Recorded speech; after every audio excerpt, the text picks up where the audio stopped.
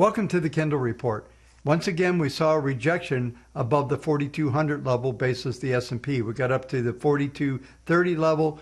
We traded all the way back under 4,200 and closed lower on the session by 0.1.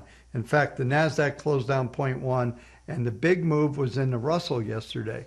Over the past several weeks, I've suggested that I did not think the Russell was going to be able to claw back and get that leadership.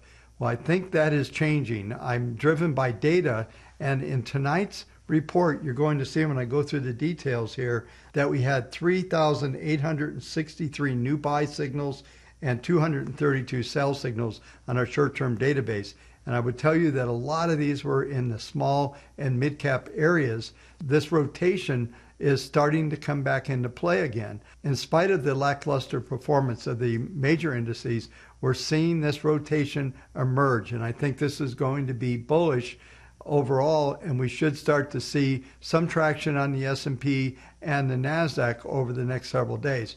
Now, everything's going to be on hold with all the news that we have coming out. Today, the only thing that's coming out is ADP. That's expected to show about 700,000 new jobs.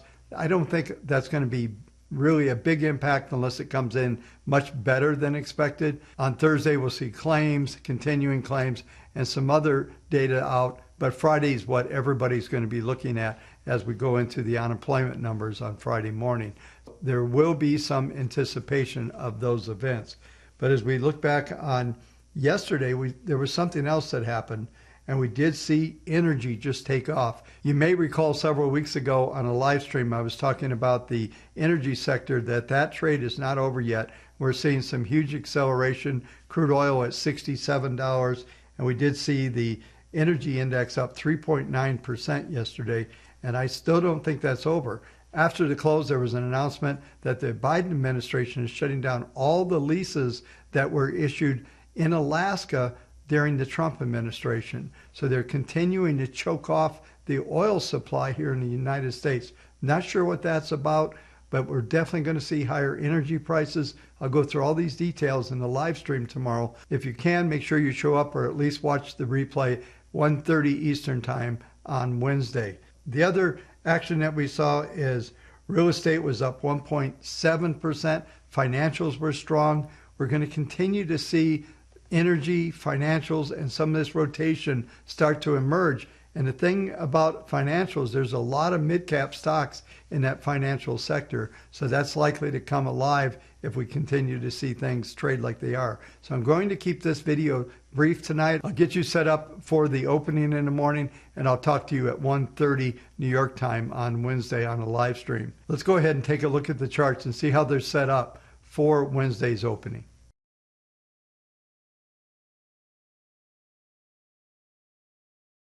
As I review the WaveTech database, as I mentioned in the opening comments, we had a substantial amount of new buy orders. We had 3,863 buy orders and 232 sell orders, gave us a 19-to-1 buy-sell ratio. Because of all these buys, we are now at 62.03%. I discussed this a lot about the 62% level. Well, we are there. We'll see if we can maintain this over the next couple of days. If we do, the next levels are 68 to 72%. And during those times when we get to these levels of bullishness on the short-term models, we start to see some follow-through on the upside. As I mentioned in the opening comments, a lot of these new buy signals are in the small cap and mid cap areas, and there's a substantial amount of financial companies coming in as well. And this is likely to continue over the next several sessions and move this percent bullish up around 68+%.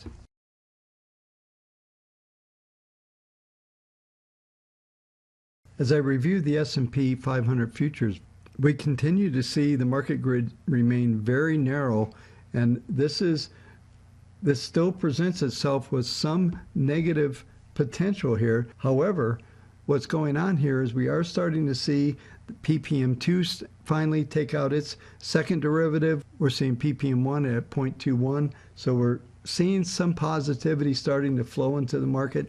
I do expect to just stay above these key moving averages with the extreme right now being down, at the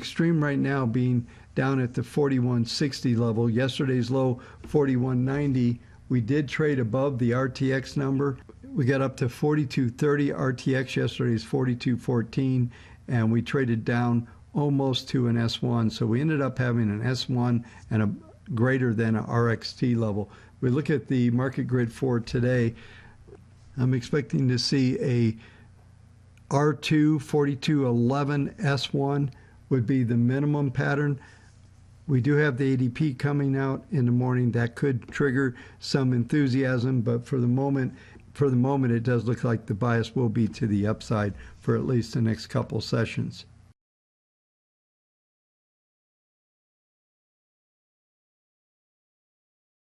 Next market I'll cover is the NASDAQ futures.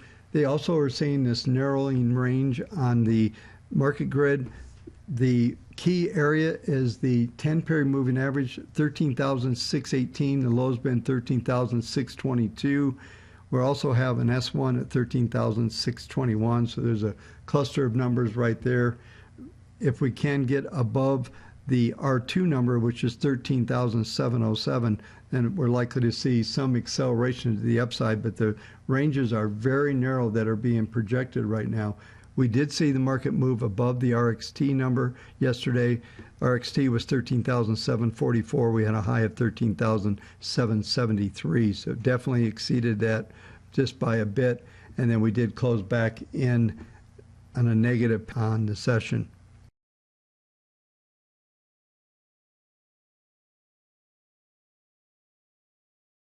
Final market I'll cover tonight is gold.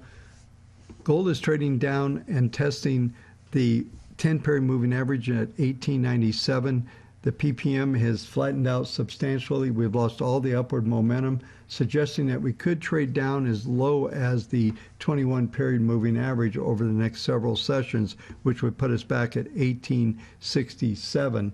The confirmation of these lower prices would be a close under 1897, and if we get that, then expect to see the PPMs and this upward momentum bleed off just a little bit more. We're likely to set up a high-level consolidation here. I'll go through these full details in the live stream on Wednesday. This is the end of the video. Thanks for watching. We'll talk to you tomorrow on the live stream at 1:30 New York time. Hey everyone, Bob Kendall here. Just want to thank you all for watching my videos. If you do want to support the channel, go to www.kendallreport.com/WaveTech. Sign up for our software. You get market grid on 165 individual stocks and indices. You also will get 16,500 buy and sell signals on our entire database. I thank you so much for supporting the channel. Those of you that already signed up, thank you so much.